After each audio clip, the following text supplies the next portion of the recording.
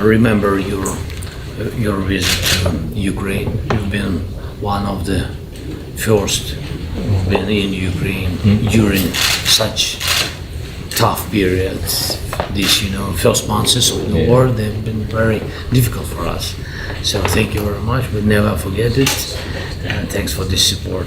And of course, your invitation to G20, where I had possibility from Ukraine represent our peace formula. But I remember that it was too long. But it's good. Long, but good. We wanted to be very understandable. That is very important. All these points. Presiden Zelensky menyampaikan bahwa Presiden Jokowi adalah salah satu pemimpin yang pertama berkunjung ke Kiev di saat situasi sangat sulit. Yes, Zelensky, nice to see you again. Happy to see you. How are you? I'm fine, I'm okay. It's a pleasure to see you again, Zelensky. I continue to follow the developments of situation in Ukraine. My deepest condolences for the victims of the ongoing conflict, and I would like to hear directly from Your Excellency about the latest situation in Ukraine. I remember your visit to Ukraine. You've been one of the first who've been in Ukraine during such tough periods. These, first months of the war, they've been very difficult for us. So thank you very much. We'll never forget it. And thanks for this support. And of course, your invitation to G20, where I had possibility from Ukraine represent our peace formula. But I remember that it was too long. But it's good. Long, but good. We wanted to be very understandable. That is very important. All these points. Hari ini adalah hari terakhir kunjungan Bapak Presiden ke Hiroshima dan seluruh kegiatan baru saja selesai. Hasil kunjungan hari pertama telah saya sampaikan di dalam press briefing kemarin dan sekarang saya ingin menyampaikan hasil kunjungan di hari kedua atau hari terakhir. Kegiatan Bapak Presiden di hari kedua diawali dengan upacara peletakan bunga di Hiroshima Peace Memorial Park. Setelah itu beliau melakukan pertemuan bilateral dengan Presiden Ukraina, dengan Komisi Eropa, dengan Korea Selatan, dan Perancis. Kemudian Bapak Presiden menyampaikan statement di sesi terakhir, yaitu sesi ke-8 KTT G7 Outreach, dan bertemu dengan perusahaan-perusahaan besar Jepang dalam format CEO meeting. Jadi total pertemuan seluruhnya ada 6 pertemuan. Rekan-rekan yang saya hormati, saya awali dengan pertemuan bilateral. Dengan Ukraina, Bapak Presiden mendengar langsung update situasi terkini dari Presiden Zelensky sekali lagi mengenai situasi terkini di Ukraina.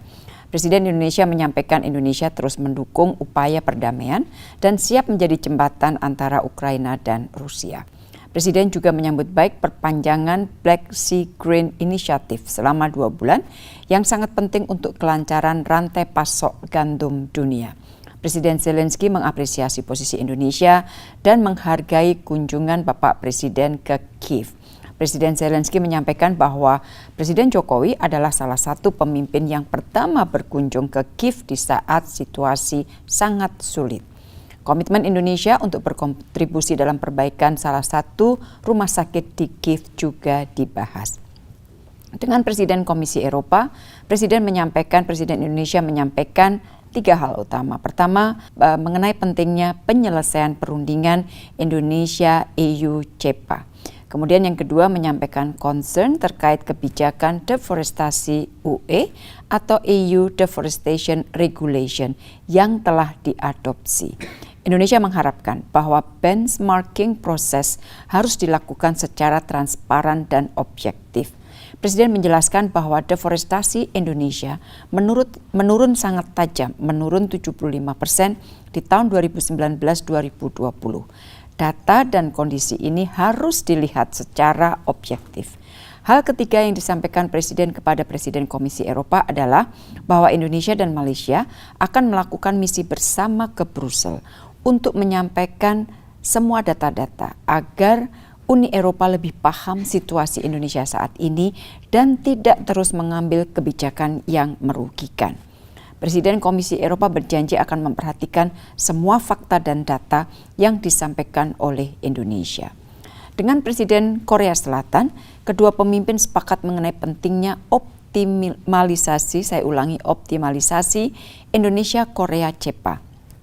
Presiden menyampaikan pentingnya realisasi investasi dari perusahaan-perusahaan Korea di sektor industri kimia, energi baru terbarukan, ekosistem EV, dan pembangunan IKN.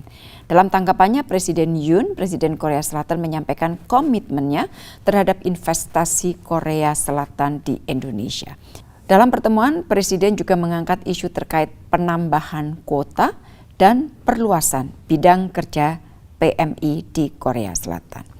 Dengan Presiden Prancis, Presiden Jokowi meminta dukungan atas aplikasi keanggotaan Indonesia pada Financial Action Task Force atau FATF yang ditanggapi positif oleh Presiden Prancis. Kedua presiden memiliki pandangan yang sama, pentingnya perundingan Indonesia-EU CEPA dapat diselesaikan secepatnya. Dibahas juga keikutsertaan perusahaan Prancis di proyek hilirisasi industri Indonesia dan bantuan Prancis untuk mendukung transisi energi di Indonesia melalui AFD sebesar 500 juta euro serta Just Energy Transition Partnership atau JETP. Presiden Indonesia menyambut baik rencana joint venture antara PT Land Industries dan Thales untuk produksi bersama alutsista. Rekan-rekan media, itu tadi hasil pertemuan bilateral Bapak Presiden. Sekarang saya beralih ke pertemuan sesi 8 KTT G7 Outreach. Sesi 8 ini membahas upaya global untuk mewujudkan perdamaian, stabilitas, dan kemakmuran. Presiden Ukraina diundang oleh tuan rumah hadir dalam pertemuan dan menyampaikan pernyataannya yang pada dasarnya memberikan update mengenai situasi di Ukraina. Di dalam sesi ini, Bapak Presiden menyampaikan antara lain, pertama, Presiden melihat bahwa semua pemimpin dunia sepakat untuk menjadikan dunia damai, stabil, dan sejahtera. Tetapi kenyataannya situasi justru berbeda. Distrust semakin tebal, rivalitas semakin meruncing, perang dan konflik masih terjadi di mana-mana. Hal kedua yang disampaikan oleh Bapak Presiden adalah bahwa kebersamaan negara-negara besar G20 telah terjadi pada saat KTT G20 di Bali. Dan ini adalah sesuatu yang sangat mengembirakan dan sudah seharusnya dijadikan modal untuk menangani masalah-masalah dunia. Hal ketiga yang disampaikan Bapak Presiden adalah penekanan kepada semua pemimpin bahwa sebagai pemimpin kita harus punya keberanian dan kemauan untuk melakukan revolusi besar, untuk membawa perubahan dan perbaikan agar perang dapat dihentikan. Karena pada akhirnya perang selalu rakyat yang menjadi korban. Di sesi ke-8 sebagai penutup, Bapak Presiden menegaskan bahwa peace, stability, and prosperity is our common responsibility and our common goal. Presiden mengajak semua pemimpin secara bersama melakukan perubahan untuk menciptakan perdamaian.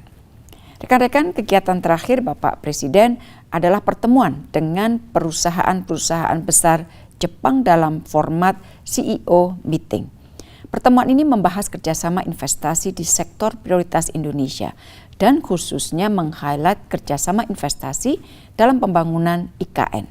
Kegiatan ini dihadiri 33 peserta, yaitu 2 lembaga keuangan dari Jepang, JICA JBIC, 4 asosiasi pengusaha, JETRO, JIBH, JBC, JCODE, 24 perusahaan dan 3 wakil pemerintah termasuk penasehat PM Jepang Dr. Masafumi Mori.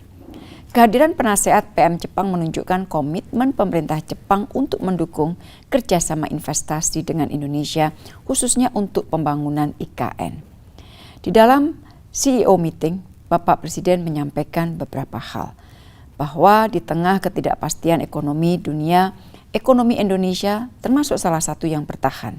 IMF memproyeksikan ekonomi Indonesia tumbuh 5% tahun ini dan untuk tahun depan 5,1%. Pertumbuhan ekonomi Indonesia jauh di atas rata-rata pertumbuhan ekonomi dunia dan G20.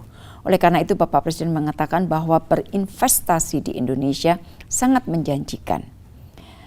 Terdapat komitmen kuat dari pemerintah untuk terus meningkatkan iklim investasi dan daya saing.